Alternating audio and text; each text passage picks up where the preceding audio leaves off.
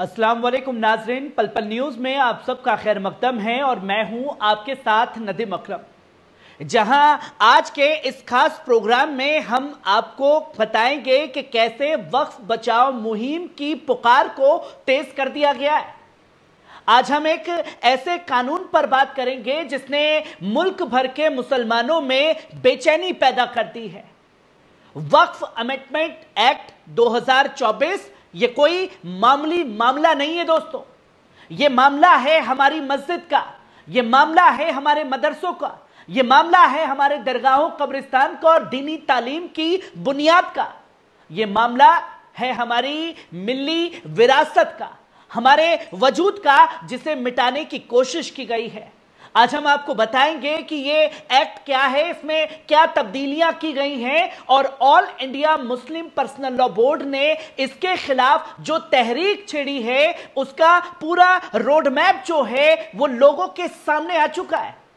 और all India Muslim personal law board के इस कदम ने यह साफ तौर पर बता दिया कि वो इस मामले पर सड़क पर उतर करके एहतजाज करेंगे। 2024 में एनडीए हुकूमत ने वक्फ कानून के तरमीम संशोधन कर दिए और तरमीमात के तहत वक्फ अमलाक का रजिस्ट्रेशन प्रोसेस बदल दिया गया। वक्फ ट्रिब्यूनल की ताकत घटा दी गई और हुकूमत को यह इख्तियार दिया गया कि वो किसी भी वक्फ जायदाद को गैर कानूनी करार देकर जब्त कर सके, जिसकी तस्वीर आपने देखी कि कैसे वक्फ अमेंडमेंट बिल पास हुआ और योगी ने फरमान दे दिए। अब जरा सोचिए कि एक मस्जिद जो 100 साल से खड़ी है, अगर सरकारी अफसर उसे गैरकानूनी बता दे तो क्या आप उसे बचा पाएंगे? क्योंकि पैसा दोगे तो काम होगा। यह कानून शरीयत के खिलाफ तो है ही, साथ ही हमारे संविधान के आर्टिकल 25, 26 और 14 का खुला उल्लंघन है दोस्तों। आर्टिकल 25 क्या कहता है? हर शख्स को अपने मजहब पर अमल करने की आजादी है, उसे कोई छीन नहीं सकता। आर्टिकल 26 कहता है कि मजहबी इदारों को खुद से चलाने का हक दिया गया है। और आर्टिकल 14 क्या कहता है? कानून के सामने बराबरी की बात करता है। तो सवाल यह है कि क्या मुसलमानों के औकाफ को जानबूझकर निशाना बनाया जा रहा है? और यह निशाना मुसलमानों के नाम पर सीधे सीधे संविधान पर चोट है। जो बाबा साहब भीमराव अंबेडकर ने यह संविधान बनाया, जिसमें यह मुस्लिम पर्सनल लॉ बोर्ड की तहरीक भी तेज हो गई है।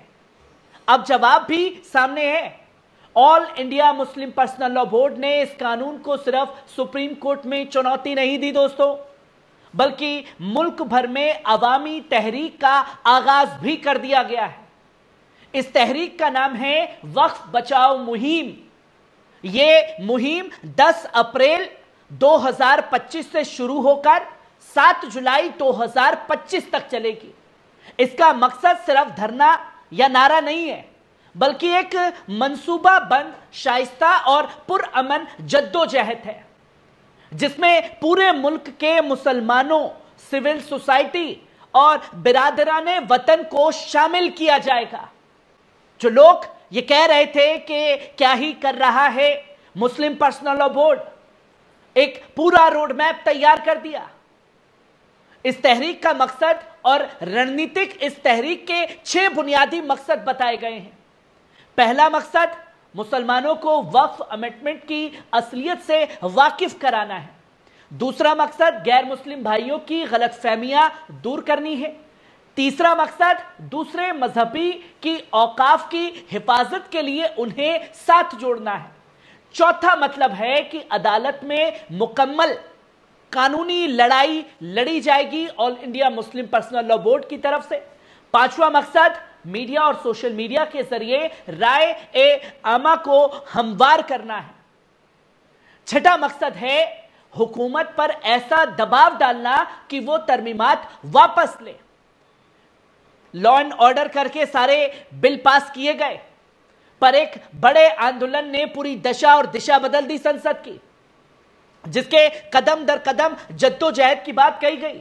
इस तहरीक के अंदर 11 बड़े एक्शन पॉइंट्स शामिल किए गए हैं, जिसमें पहला पॉइंट बताया गया है कि तहफ्फुज, औकाफ कारवा, दिल्ली के तालकटोरा स्टेडियम से शुरू होकर 7 जुलाई को रामलीला मैदान में इख्तिताम होगा। दूसरा वक्फ हफ्ता 11 अप्रैल से 18 अप्रैल तक हर मस्जिद में खिताबात, मीटिंग्स और ह्यूमन चेन बनाई जाएगी। तीसरी बत्ती गुल तहरीक 30 अप्रैल को रात 9 बजे पूरे मुल्क में आधा घंटा लाइट बंद करके खामोश एहतजाज किया जाएगा।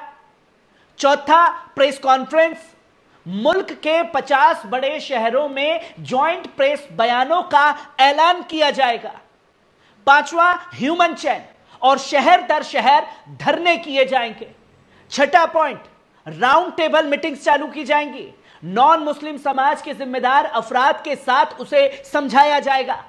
सातवां पॉइंट, महिलाओं की शिरकत, खासकर बोर्ड की महिला विंग के जरिए महिलाओं को समझाने की कोशिश की जाएगी। आठवां पॉइंट, सोशल मीडिया पर हैशटैग मुहिम, हैशटैग वक्फ बचाओ मुहिम हर प्लेटफॉर्म पर चलेगा। नौवां पॉइंट, दूसरे धर्मों के औकाफ के इदारों के साथ मीटिंग, सिख, ईसाई, जैन, बौद्ध संगठनों को साथ जोड़ने की कोशिश। 10वां पॉइंट, हर जिले में डीएम को मेमोरेंडम सौंपना है।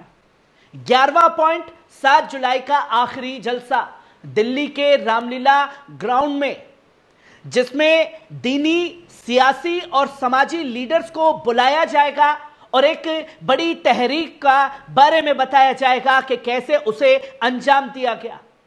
और अब इस सेक्शन के 5वें पॉइंट को समझना जरूरी है। इस तहरीक में आपकी क्या भूमिका हो सकती है, आप कैसे इस मुहिम का हिस्सा बन सकते हैं। अगर आप सोचते हैं कि यह सिर्फ बोर्ड या दीनी रहनुमाओं की ही जिम्मेदारी है, तो माफ कीजिए, यह आपकी भी जिम्मेदारी है, मेरी भी जिम्मेदारी है, और हर मुसलमान, हर नौजवान, हर ख्वातीन, हर बुजुर्ग की बराबर जिम्मेदारी है। क्योंकि अगर हम आज खामोश रहे तो कल हमारे मदरसे, मस्जिदें, दवाखाने, स्कूल सब कुछ जद में आ सकते हैं। इसलिए जरूरी है कि आप अपनी मस्जिदों में, खुतबों में इसका जिक्र करें, सोशल मीडिया पर इसकी बातें अब शेयर करना शुरू करें, लोगों को बताएं कि वक्फ आखिरकार क्या है। अपने इल्म, अपने कैमरे, अपने कलम से इस तहरीक का हिस्सा बने। जो भी मोमेंट जहां आप लोगों को दिखाई दे उसे कैद करें, उसके बारे में लिखें कि यहां आज ये एहतजाज हुआ। वक्फ कोई रियल एस्टेट नहीं है, ये आपकी तहजीब है, ये उन लोगों की निशानी है जिन्होंने सदियों पहले दीनी, तालीमी, समाजी मकसद से अपनी जमीनें वक्फ कर दी थी। अब हमारी बारी है उन्हें बचाने की। तो सवाल सीधा यह है कि क्या आप सिर्फ देखेंगे या आवाज भी उठाएंगे? क्या आप सिर्फ सुनेंगे या कुछ कहेंगे भी? मैं नदीम अकरम और आप देख रहे थे पल पल न्यूज। इस वीडियो को ज्यादा से ज्यादा शेयर करें, लोगों तक पहुंचाएं, ताकि हर मुसलमान, हर इंसाफ पसंद हिंदुस्तानी इस लड़ाई का हिस्सा बन सके और वक्फ बचाओ विरासत को बचाने में अपना किरदार निभा सके। कैसी लगी खबर? कमेंट बॉक्स में आकर के अपनी राय जरूर दीजिएगा। शुक्रिया।